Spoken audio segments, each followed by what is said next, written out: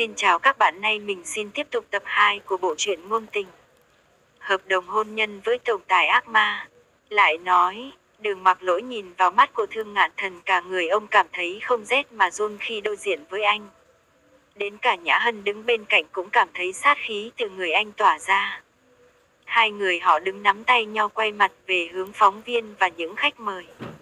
Mọi người đều vỗ tay dành sự khen ngợi cho cặp cô dâu chú rể này.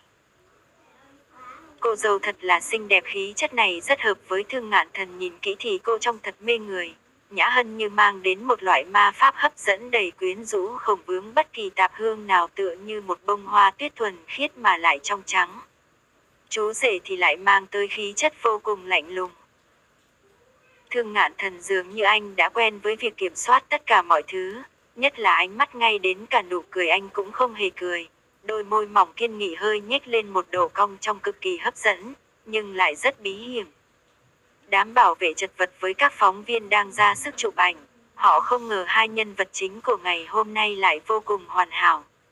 Nam thì lạnh lùng bá đạo, nữ thì lại dịu dàng thục nữ. Trong lễ đường ai ai cũng không ngớt lời tấm tắc dành lời khen cho hai người họ, rằng họ sinh ra là dành cho nhau. Nhã Hân đứng bên cạnh Thương Ngạn Thần, cô cũng cảm thấy choáng ngợp vì ánh hào quang của anh tỏa ra. Một người đàn ông trầm tính lạnh lùng nhưng lại rất đẹp trai, khuôn mặt anh luôn tỏa ra khí thế nguy hiểm, làm cho cô cũng thấy sợ khi phải đối diện với anh. Không mất nhiều thời gian để trật tự, đám đông bây giờ bên trong hôn lễ là tất cả những ánh mắt ngưỡng mộ, khâm phục và cũng có cả sự ghen tị đang hướng lên phía lễ đường để chúc phúc cho cặp đôi này. Thương Ngạn Thần cùng Nhã Hân quay mặt vào cha xứ để cùng nhau bắt đầu buổi lễ. Cha xứ nhìn cặp cô dâu chú rể trước mắt trịnh trọng lên tiếng, anh Thương Ngạn Thần, anh có nguyện ý lấy cô Đường Nhã Hân làm vợ dù cô ấy ốm đau, bệnh tật hay khỏe mạnh, giàu có hay khó khăn, nghèo đói thì vẫn chung thủy với cô ấy cho đến khi rời khỏi thế giới này hay không? Thương Ngạn Thần nhìn Nhã Hân đứng đối diện với mình. Anh nhìn cô bằng ánh mắt rất lạnh lùng mà chỉ cô có thể cảm nhận được, cái nhìn vừa lạnh lùng lại vừa như muốn bóp chết cô luôn tại chỗ vậy. Nhưng với những người khác nhìn vào thì đó là một cái nhìn đầy ngọt ngào và yêu thương dịu dàng. Khóe môi Thương Ngạn Thần nhếch lên, đôi mắt đen nhìn vào khuôn mặt xinh đẹp của Nhã Hân, trả lời, con đồng ý. Ánh mắt của Nhã Hân nhìn lên thì khẽ chạm vào cái nhìn của anh. Hai người bốn mắt nhìn nhau làm cho cô bất giác cảm thấy trái tim mình hơi loạn nhịp, nó đập nhanh hơn. Đây cũng là lần đầu tiên cô lại bị một người đàn ông chỉ cần nhìn mình thôi mà cô lại thấy mình có chút thua thiệt như vậy. Cha xứ gật đầu nhìn hai người rồi đưa mắt sang Nhã Hân trịnh trọng nói, cô Đường Nhã Hân, cô có nguyện ý lấy anh Thương Ngạn Thần làm chồng dù anh ấy ốm đau, bệnh tật hay khỏe mạnh, giàu có hay khó khăn, nghèo đói thì vẫn chung thủy với anh ấy cho đến khi rời khỏi thế giới này hay không? Nhã Hân nhìn anh thì bất giác hơi run lên. Cô hít một hơi thật sâu, nhắm mắt dũng cảm nói, con đồng ý. Cha xứ gật đầu, ta tuyên bố Thương Ngạn Thần và Đường Nhã Hân chính thức trở thành vợ chồng được pháp luật công nhận. Nói xong cha xứ cầm chiếc búa gỗ gõ một tiếng để thể hiện hai người chính thức trở thành vợ chồng từ giờ phút này. Cô với anh bắt đầu trao nhẫn cho nhau. Anh trao cho cô xong, cô cũng lấy nhẫn rồi trao lại cho anh. Tay anh thật là to và đẹp, những đốt ngón tay dài gân xanh nổi lên trông rất quyến rũ.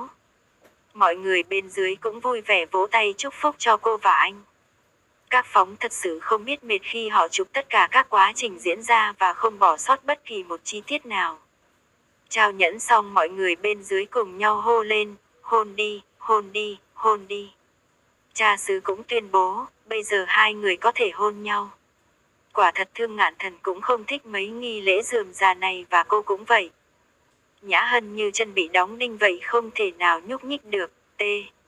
Thương Ngạn Thần cũng không mất nhiều thời gian của mình, anh cúi đầu xuống đặt ngón tay cái của mình lên môi cô rồi cúi người hôn cô. Trước khi bỏ ra anh còn không quên cảnh cáo với cô một câu, tốt nhất là cô nên làm tốt cái vị trí thiếu phu nhân này đi. Tiếng vỗ tay cùng với tiếng hô hào bên dưới càng to hơn. Anh cũng nhanh chóng đứng thẳng người dậy, còn không quên liếc nhìn cô một cái rồi cười lạnh. Nhã Hân có cảm giác mình vừa bị xối một nước gáo lạnh vậy. Từ đầu đến chân cô đều cảm thấy ớn lạnh trước lời nói đầy ngụ ý kia của Thương Ngạn Thần. Sau hơn một tiếng, Kết thúc những nghi lễ rườm rà phức tạp, Nhã Hân được người hầu đưa vào phòng nghỉ thay bộ đồ thoải mái hơn. Còn Thương Ngạn Thần thì phải ra ngoài tiếp những vị khách quan trọng.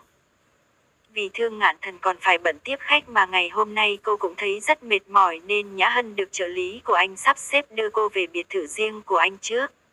Khi cô bước xuống xe thì bất ngờ bị choáng ngợp bởi sự xa hoa và lộng lẫy của ngôi biệt thự này. Nó còn to hơn cả biệt thự ở Đường Gia rất nhiều. Nếu mà phải so sánh thì Đường Gia không bằng một phần của ngôi biệt thự này. Đây là biệt thự riêng của anh nhưng lại có rất nhiều người hầu, bọn họ coi cô như thiếu phu nhân thật mà cúi người xuống chào cô. Chào mừng thiếu phu nhân. Nhã Hân lần đầu tiên được mọi người tiếp đón như vậy, cô lúng túng không biết phải làm sao. Cô cũng cúi đầu chào mọi người, chào mọi người. Tất cả mọi người từ quản gia đến người hầu đều vô cùng ngạc nhiên khi cô không hề ra vẻ tiểu thư hay thiếu phu nhân gì đó mà làm khó mọi người. Cô rất xinh đẹp và dịu dàng. Cả buổi hôm nay họ xem tin tức cũng biết được khuôn mặt của cô qua truyền hình đưa tin đã thấy cô rất xinh đẹp. Nhưng không ngờ được nhìn người thật, hàng thật thì quả thật còn đẹp hơn ở trên mạng. Với lại tính cách của cô cũng rất hiền lành và thân thiện nên mọi người túm tụm lại muốn nhìn thấy cô gần hơn. Thiếu phu nhân, cô ăn gì mà sao lại xinh đẹp như vậy? Thiếu phu nhân, sao da cô lại trắng như em bé vậy? Thôi được rồi, đừng làm phiền thiếu phu nhân nữa, hôm nay cô ấy đã rất mệt rồi, mấy người không định cho cô ấy đi nghỉ ngơi sao? Quản gia. Nhã Hân cũng vui mừng khi mọi người đều vui vẻ nói chuyện với cô mà không ai ghét cô cả, vậy những ngày tháng sau này cô sống ở đây cũng coi như là có rất nhiều bạn tốt, tôi không sao. Quản gia nhìn Nhã Hân thì giới thiệu tất cả mọi người trong biệt thự với cô, còn tôi là quản gia của căn biệt thự này, cô có thể gọi tôi là bác Lâm, nếu có việc gì thì thiếu phu nhân cứ gọi cho tôi. Nhã Hân gật đầu và cũng giới thiệu tên mình với tất cả mọi người, tôi tên là Nhã Hân, mọi người có thể gọi tôi là Nhã Hân cũng được. Quản gia Lâm, như vậy đâu được, cô là thiếu phu nhân của ngôi biệt thự này, làm sao mà chúng tôi có thể gọi thẳng tên của cô được? Nhã Hân mỉm cười nói, tôi không quan trọng lễ nghĩ hay cách xưng hô gì đâu, mọi người gọi tôi là gì cũng được, tôi không có ý kiến gì hết. Mọi người nghe vậy thì nhìn nhau và đồng thanh, dạ. Thiếu phu nhân. Không ngờ thiếu phu nhân của chúng ta vừa xinh đẹp lại vừa lương thiện, thiếu gia thật có phúc khi cưới được một người như cô, một trong những cô người hầu trong đám lên tiếng. Thôi được rồi, cũng không còn sớm nữa, tôi đưa thiếu phu nhân lên lầu tắm rửa nghỉ ngơi, còn mọi người cũng đi nghỉ ngơi hết đi. Nói xong quản gia Lâm đưa Nhã Hân lên phòng của thiếu gia. Thưa thiếu phu nhân, đây là phòng ngủ của thiếu gia, cô hãy nghỉ ngơi đi, chắc cậu ấy cũng sắp về đến nơi rồi. Đồ dùng của cô thì sáng sớm mai tôi sẽ cho người mang lên phòng cho cô. Nếu cô cần gì thì cứ nói với tôi, nói xong bà quay người rời đi. Nhã Hân bước vào trong phòng thì mùi hương bạc hà thanh sạch và pha lẫn với mùi thuốc lá xộc thẳng vào mũi cô. Căn phòng bao phủ là màu đen và xám, rất giống với tính cách chủ nhân của nó, vừa lạnh lùng và nguy hiểm. Cũng không biết phải nói chuyện với Thương Ngạn Thần ra sao để anh ta có thể giúp đỡ Đường Gia. Nhưng với khí thế đó của anh khi đứng cạnh cô lại không biết phải làm như thế nào. Nhã Hân ngồi cuối đôi giường đợi anh về, vì cả ngày nay phải đứng trên đôi giày cao gót nên chân cô bây giờ có chút đau và hơi tê tê. Dù nhức mỏi nhưng cô không dám nằm và đụng chạm những vật dụng trong phòng Thương Ngạn Thần khi không có sự cho phép của anh. Nhã Hân ngồi được một lúc, kim đồng hồ điểm đến 21 giờ tối. Lúc này cô nghe thấy tiếng động cơ xe, biết là anh đã về, trong lòng cô lại dấy lên một tia sợ hãi. Cửa phòng mở ra, Nhã Hân vội vàng đứng dậy, miệng cô lắp bắp, anh, NS, về rồi à? Thương Ngạn Thần không nói gì, anh đi đến trước mặt cô dùng tay siết chặt cằm cô lại. Nhã Hân cảm thấy đau đớn, cô kêu lên, anh làm cái gì vậy, buông tôi ra. Nhã Hân vì thấy đau nên tay cô nắm chặt lấy cánh tay anh. Hô hấp của cô cũng trở lên khó khăn theo. Khuôn mặt này của cô đã câu dẫn bao nhiêu thằng đàn ông rồi. Thương Ngạn Thần dùng ánh mắt sắc nhọn và những lời nói sỉ nhục cô. Đừng nói là cô không biết đây chỉ là cuộc hôn nhân giao dịch, vì lợi ích của ba cô mà ông ta đã làm đủ mọi chiêu trò để cô có thể gả cho tôi. Thật dơ bẩn. Thương Ngạn Thần khinh miệt phát ra tiếng, hừ, anh tỏ rõ sự chán ghét đối với cô. Nhã Hân hít một hơi thật sâu, cô cố nén cơn giận dữ, lần đầu tiên cô lại bị sỉ nhục một cách nhục nhã như vậy. Vấn đề bây giờ của cô không phải là nhờ anh ta giúp đỡ Đường ra nữa mà là cô phải nghĩ cách làm sao để thoát khỏi tên ác ma máu lạnh này. Ánh mắt Thương Ngạn Thần hiện giờ như muốn thiêu đốt người khác vậy, tay anh càng siết thật mạnh cầm cô hơn. Vì đau đớn mà cô cắn chặt răng lại, khuôn mặt cô cũng tái nhợt đi vì sợ hãi. Quản gia Lâm, Thương Ngạn Thần tức giận gọi lớn. Quản gia Lâm ở dưới nhà nghe được tiếng gọi của thiếu gia thì vội vàng chạy lên xem. Nhưng tình hình trước mắt khiến bà cảm thấy kinh ngạc. Quản gia Lâm chạy đến muốn cầu xin cho Nhã Hân. Thiếu gia cậu làm gì vậy, buông cô ấy ra đi, bà lo lắng. Thương Ngạn Thần dùng ánh mắt chán ghét anh hất mạnh làm cô ngã xuống đất. Bà chạy đến đỡ Nhã Hân, thiếu phu nhân có bị làm sao không? Nhã Hân lắc đầu trả lời, tôi không sao. Thương Ngạn Thần giọng nói lạnh lẽo vang khắp căn phòng, là đã cho phép cô ta vào trong phòng tôi. Quản gia Lâm cũng không biết đã xảy ra chuyện gì mà khiến thiếu gia tức giận như vậy, là tôi. Có phải bà cảm thấy bà làm quản gia của cái biệt thự này lâu lắm rồi phải không? Giọng anh càng lúc càng tỏ ra phẫn nộ. Xin lỗi thiếu gia, đúng là tôi đã sơ suất khi không hỏi ý kiến của ngài. Quản gia Lâm cúi đầu xin lỗi. Nhã Hân thấy vậy thì cũng đứng dậy nói, là do tôi không liên quan gì đến bà ấy. Thiếu phu nhân, quản gia Lâm nhìn cô. Bà gọi người thay toàn bộ những gì mà cô ta đã chạm qua ở trong căn phòng này cho tôi. Quản gia Lâm nhìn hai người rồi đi xuống gọi người thay toàn bộ đồ dùng cho anh. Còn Nhã Hân vẫn đứng chân tại chỗ không dám đối mặt với anh mà cô cúi gằm mặt xuống. Cô định ở đây muốn lấy lòng tôi sao? Anh nhếch miệng nắm chặt lấy cổ tay của cô, dùng sức bóp chặt lại, ánh mắt anh hằn lên những tia máu đáng sợ. Nói xong anh lôi cô ra khỏi cửa phòng mình hất mạnh. Nhã Hân lảo đảo suýt chút nữa thì té nhưng cô lại vịn được. Tôi không có, tốt nhất là cô nên biết thân biết phận của mình. Những cái gì không phải của cô thì vĩnh viễn cũng không phải là của cô. Từ nay tôi cấm cô bước vào căn phòng này nửa bước. Nói xong anh đóng sập cánh cửa lại. Dầm. Cũng không còn sớm nữa, Nhã Hân cũng không muốn vì chuyện của mình mà làm phiền mọi người. Nên cô tự đi tìm cho mình một căn phòng trống ở cuối hành lang để nghỉ ngơi, cách căn phòng ngủ của anh cũng khá xa. Như vậy thì cô và anh đỡ phải chạm mặt lẫn nhau. Chỉ là một căn phòng trống nhưng nó lại rất rộng rãi, có đầy đủ vật dụng, ga giường cũng rất mềm mại. Nhã Hân đóng cửa phòng rồi nằm trên chiếc giường. Cô bây giờ thật sự rất mệt mỏi, không có thời gian để suy nghĩ chuyện gì nữa cả. Cô nằm trên chiếc giường êm ái ấm áp được một lúc thì ngủ thiếp đi. Buổi sáng hôm sau, tâm trạng sau khi thức dậy của Nhã Hân cũng khởi sắc thêm vài phần. Sau những lời sỉ nhục của Thương Ngạn Thần tối hôm qua làm cho cô cả đời này cũng không muốn nhìn thấy anh thêm một lần nào nữa. Nhưng cô hận là mình quá bé nhỏ không thể chống được sức nặng của anh.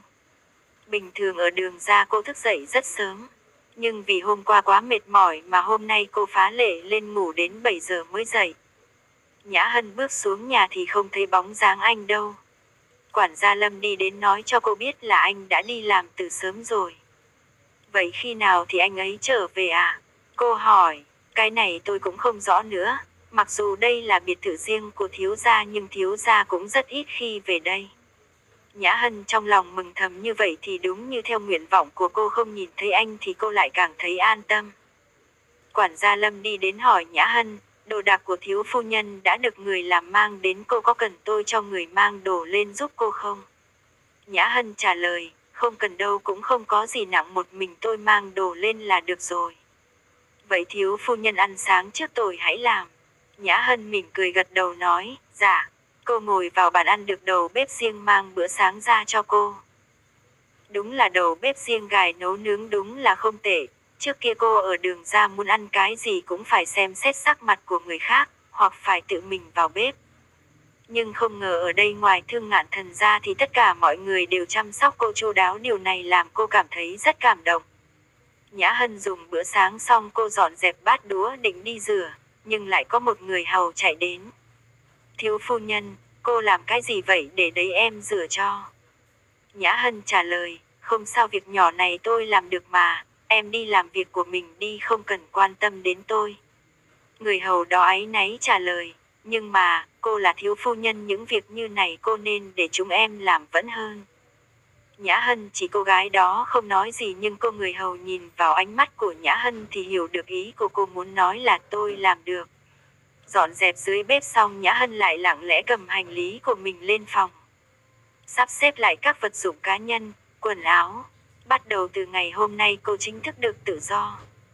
Nhã Hân trang trí căn phòng nhỏ của cô theo sở thích riêng. Từ rèm cửa thảm trải cô cũng thay mới tinh. Căn phòng từ đơn sơ không có sức sống gì mà chỉ cần qua bàn tay biến hóa của cô nó đã trở thành một căn phòng hoàn toàn tươi mới. Với tông màu chủ đạo yêu thích của cô là màu trắng và có chút sắc hồng. Nhã Hân dọn dẹp bày trí căn phòng của mình xong thì cũng đã đến gần chiều. Dù sao cũng không ai quản cô nên hôm nay cô muốn ra ngoài đi dạo. Nghĩ đến Nhã Hân liền cảm thấy thích thú, cô mở tủ đồ chọn cho mình một chiếc chân váy jean ngắn màu đen phối với chiếc áo phông tê sất màu trắng. Cô chọn một đôi giày thể thao màu trắng. Mái tóc dài mượt hơi xoăn nhẹ được Nhã Hân xõa ra và cô đội một chiếc nón lưỡi chai. Và không quên cầm theo một chiếc túi tốt. Trông Nhã Hân rất trẻ trung và năng động, thoạt nhìn thì cô rất giống với nữ sinh cấp 2 khi dáng người cô nhỏ nhắn, khuôn mặt baby như em bé. Nhã Hân vui vẻ bước xuống lầu. Quản gia Lâm nhìn thấy cô vui vẻ vậy thì hỏi, thiếu phu nhân cô chuẩn bị đi ra ngoài sao? Có cần tôi cho người chở cô đi không? Nhã Hân cười híp mắt trả lời, dạ không cần làm phiền mọi người đâu, con có thể tự đi được. Bà cũng không giữ chân cô lại nữa.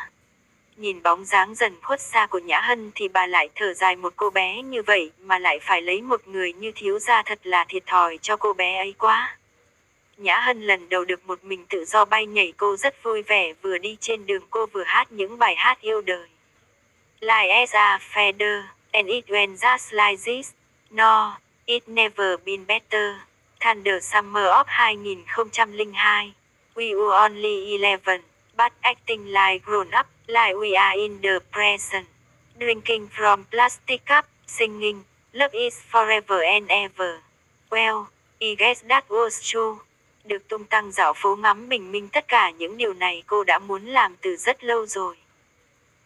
Nhưng ở đường ra cô lại không được tự do như vậy, những ngày tháng của cô đều lặp đi lặp lại một quá trình, đó là học xong cô lại phải về nhà làm việc, thi thoảng công việc nhiều cô phải làm đến đêm mới hết việc.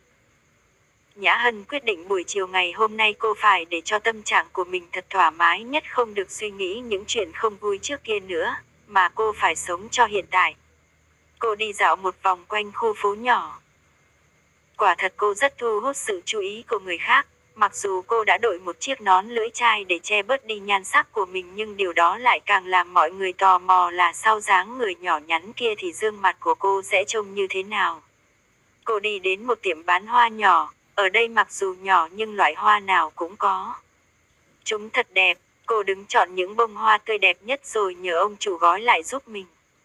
Cô trả tiền rồi nhận lấy bó hoa từ tay ông chủ.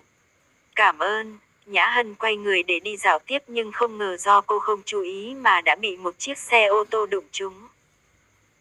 Người trên xe vội vàng phanh gấp nên va chạm cũng không mạnh, cô chỉ bị ngã xuống đường và bị trầy xước nhẹ. Vì lúc bị ngã xuống nên chiếc mũ trên đầu cô cũng rơi xuống theo và bó hoa cũng bị rơi xuống đường. Anh ta bước xuống rồi chạy lại hỏi thăm tình hình của cô không bị làm sao chứ? Anh đỡ Nhã Hân đứng dậy. Cô phủi phủi bụi rồi trả lời anh, tôi không sao. Nhã Hân nhìn người đàn ông trước mặt thì nghĩ rằng anh ta chắc chắn là một thiếu gia con nhà giàu, vì nhìn thoáng qua anh ta có khuôn mắt rất khôi ngô, tuấn tú, ngũ quan cân đối. Anh là một người thừa hưởng sự kết hợp hoàn mỹ giữa người phương Đông và phương Tây. Đôi mắt thâm sâu rất giống với Thương Ngạn Thần Đoa, làm cho người khác khoa có thể nhìn ra được rốt cuộc thì nó sâu đến mức độ nào. Mà chiếc xe của anh cũng là phiên bản giới hạn của Bugatti La Voiture Noir, độc nhất vô nhị, là chiếc Bugatti mới đắt nhất từng được sản xuất. Mặc dù không bằng chiếc xe của Thương Ngạn Thần nhưng về độ chịu chơi thì cũng không kém anh là mấy. Người đàn ông đứng trước mặt cô đây tên là Tư Giả Hoàng, đại thiếu gia nhà họ Tư vừa mới từ nước ngoài trở về. Người duy nhất thừa kế sản nghiệp của Tư thị là bạn thân của Thương Ngạn Thần. Tư Giả Hoàng nhìn cô cũng không có vấn đề gì lớn, anh cúi người xuống nhặt bó hoa và chiếc mũ lưỡi chai ở dưới đất lên đưa cho cô. Của cô, cảm ơn. Nhã Hân nhận lấy định xoay người rời đi thì bị tiếng của anh gọi lại. Khoan đã, cô có thể nói cho tôi biết tên của cô là gì không? Nhã Hân quay lại thì tỏ vẻ thắc mắc. Tư Giả Hoàng gãi đầu vội vàng giải thích, cô đừng nghĩ nhiều, chẳng qua là tôi muốn mời cô một bữa cơm xem như là xin lỗi vì đã đụng trúng cô. Nhã Hân mỉm cười, tôi không có bị thương chỗ nào cả, người xin lỗi phải là tôi mới đúng, vì qua đường mà không chú ý nên mới bị anh va trúng. Tư Giả Hoàng lần đầu bị mê hoặc bởi nụ cười của Nhã Hân. Anh có rất nhiều phụ nữ từ ngọt ngào đến quyến rũ anh đều có, nhưng với cô gái trước mặt anh đây lại làm anh say đắm bởi nét đẹp dịu dàng và nụ cười của cô. Vẻ đẹp của cô thiên về nét thanh thuần và sạch sẽ, khác với những cô gái bên cạnh anh, quyến rũ và phóng khoáng. Cô rất thanh tú, chiếc mũi và khuôn miệng nhỏ nhắn, đôi mắt to, có thể nhìn thấy tận đáy, nhìn qua sẽ khiến người ta cảm thấy cô là người rất ngây thơ, trong sáng. Vậy cô có thể cho tôi biết cô tên là gì được không? Anh thật sự cảm nắng trước vẻ đẹp của cô mất rồi.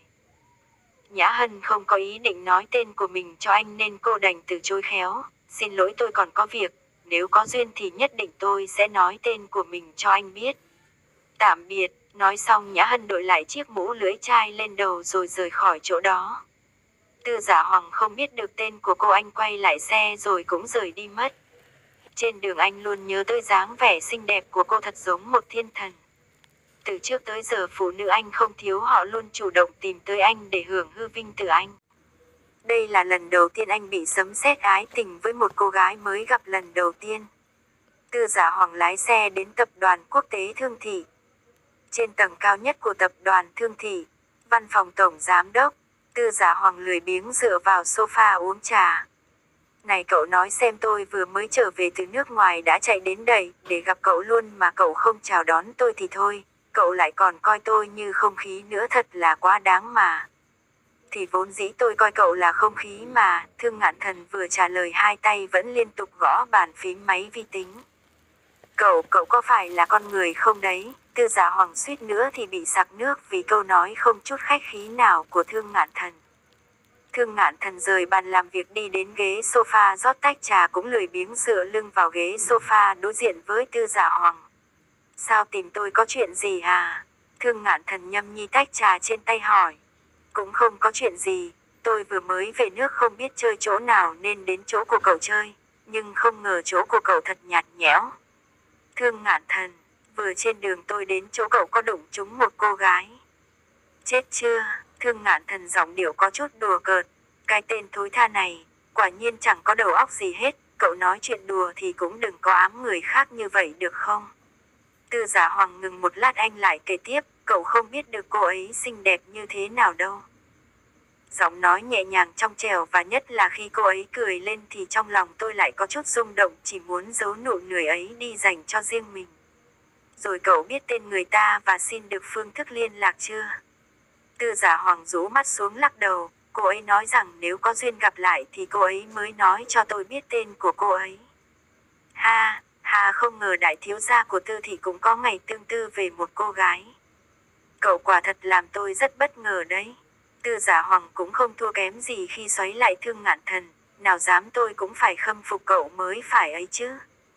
Lấy được tiểu thư của Đường gia chắc cậu giờ đang cảm thấy hạnh phúc lắm. Sau hôn lễ lại còn làm cho giới truyền thông phải xóa hết những phát tán tin tức liên quan đến hôn lễ của hai người, cậu giỏi thật. Thương Ngạn Thần dùng ánh mắt như muốn giết người nhìn Tư Giả Hoàng. Tư Giả Hoàng, gì vậy cậu, đây là đang định muốn đấm nhau với tôi sao? Thương Ngạn Thần nhướng mày, nếu cậu thích thì tôi chiều.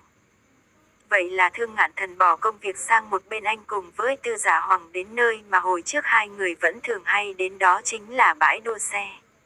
Tại bãi đua xe ở ngoài ô thành phố Lạc Thành, hai người đàn ông đẹp trai lại mang khí chất lạnh lùng đang đối đầu với nhau. Tư Giả Hoàng, lần này tôi sẽ không nhường cậu nữa đâu.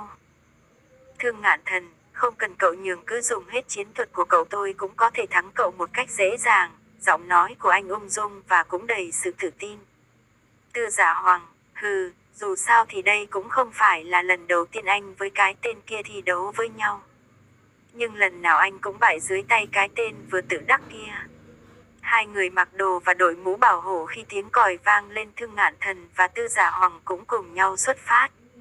Cả bãi đua sư rộng lớn đều nghe được tiếng động cơ xe của hai người.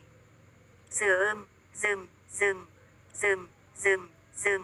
Khói bụi bay mù mịt nhìn hai người đua xe cứ như hai con báo đang dần tiến về vạch đích. Tại khu nghỉ ngơi của bãi đua xe, không ngờ đã trải qua bao nhiêu năm rồi mà tay lái của cậu vẫn điêu luyện như vậy.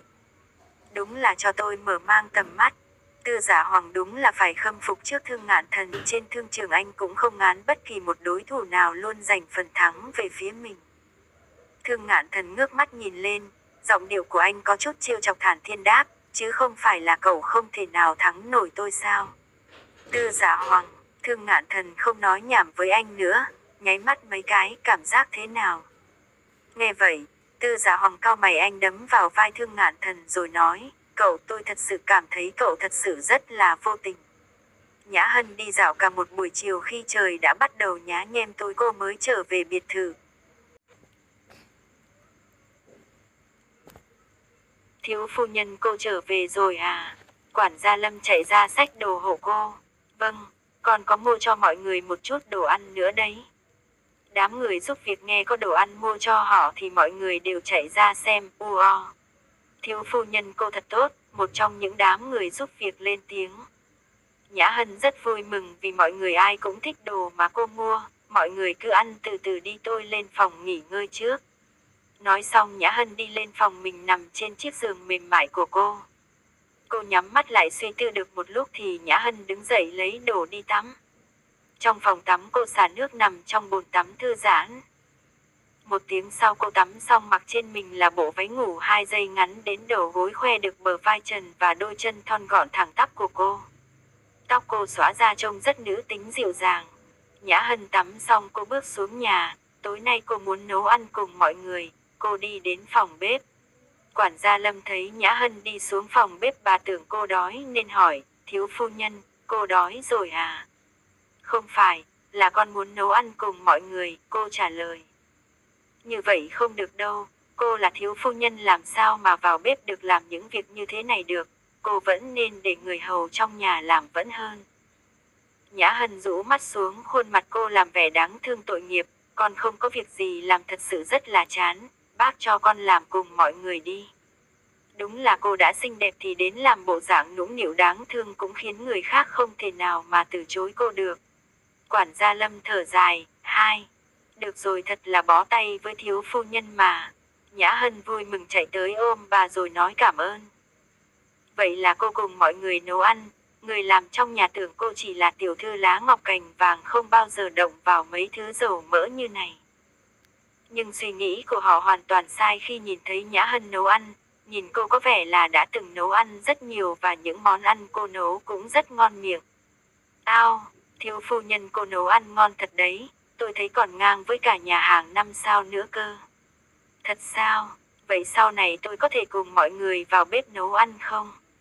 Người làm trong đó hốt hoảng xua tay vì câu nói của cô, như vậy thì không được đâu.